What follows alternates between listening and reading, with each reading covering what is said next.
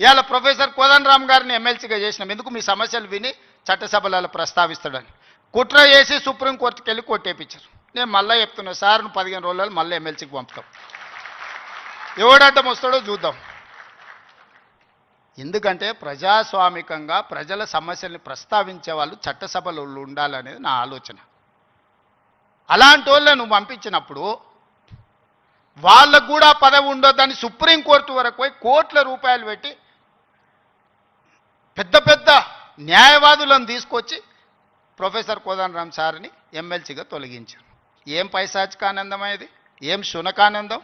Sir ఒక్కడు ప్రొఫెసర్గా ఉంటే తప్ప, ప్రొఫెసర్ గారు ఎమ్మెల్సీగా ఉంటే తప్ప, మీ ఇంటిల్లి పాది మంత్రులు ఉండొచ్చు, ముఖ్యమంత్రి ఉండొచ్చు, ఎమ్మెల్సీలు ఉండొచ్చు, ఎంపీలు ఉండొచ్చు, అన్నీ మీ కుటుంబం ఉండొచ్చు. కానీ పొలిటికల్ చేసి చైర్పర్సన్గా పనిచేసిన కోదండరామ్ గారు ఒక ఎమ్మెల్సీ ఉంటే మీ దుఃఖమేందని అడుగుతున్నా. నా మీద తీటు ఉందంటే నేను అర్థం చేసుకుంటా. ఆ సార్ ఏందే పాపం ఇంటి తలుపులు వలగొట్టినా ఏమనలే సారు, నేనైతే చెంపలు వలగొడుతుంటే. ఆయనను కూడా ఉండొద్దు ఎమ్మెల్సీ కానీ అంటే ఎట్లాంటి ఆలోచనలతో ఉన్నారో ఒకసారి ఆలోచన చేయండి.